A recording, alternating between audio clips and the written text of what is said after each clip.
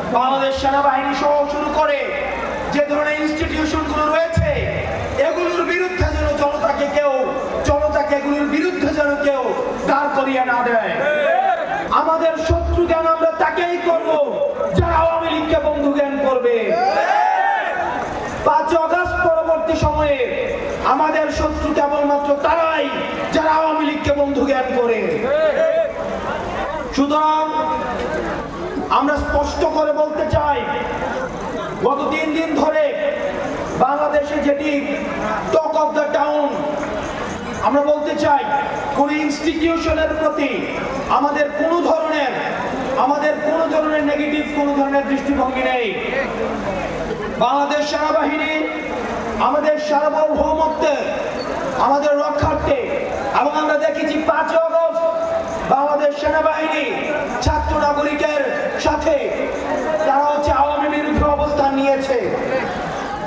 একই সাথে আমরা এই বিষয়টিও বলতে চাই, আপনারা জনগণের বিরুদ্ধে আপনারা কখনোই অবস্থান নেন না।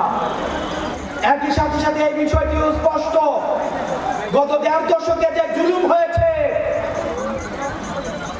আমি ভার্সেস ডামি ইলেকশন হয়েছে, দিনের ভোট রাতে করা হয়েছে, কবর থেকে এসেও ভোট দিয়ে গিয়েছে, মুর্দার এসেও ভোট দিয়ে গিয়েছে।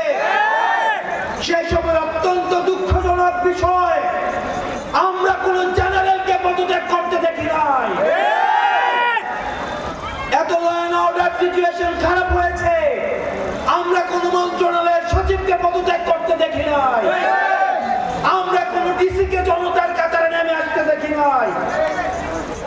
আমরা আপনাদেরকে প্রতিজ্ঞা করতে চাই, পরবর্তী বাংলাদেশটা আওয়ামী লীগ যে ইনস্টিটিউশনগুলোকে নষ্ট করে দিয়েছে, আমরা আপনাদেরকে সাথে করে আপনাদের সহযোগিতায় এই ইনস্টিটিউশনগুলোকে আমরা জনমানুষের ইনস্টিটিউশন হিসাবে গড়ে তুলব।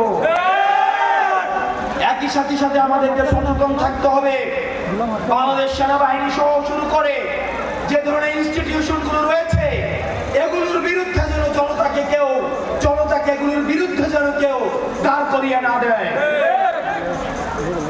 সেনাবাহিনী থেকে শুরু করে বাংলাদেশের প্রতিটা ইনস্টিটিউশন, অ্যাডমিনিস্ট্রেশন, জুডিশিয়ারি, প্রত্যেকটা ইনস্টিটিউশন এগুলো আমাদের।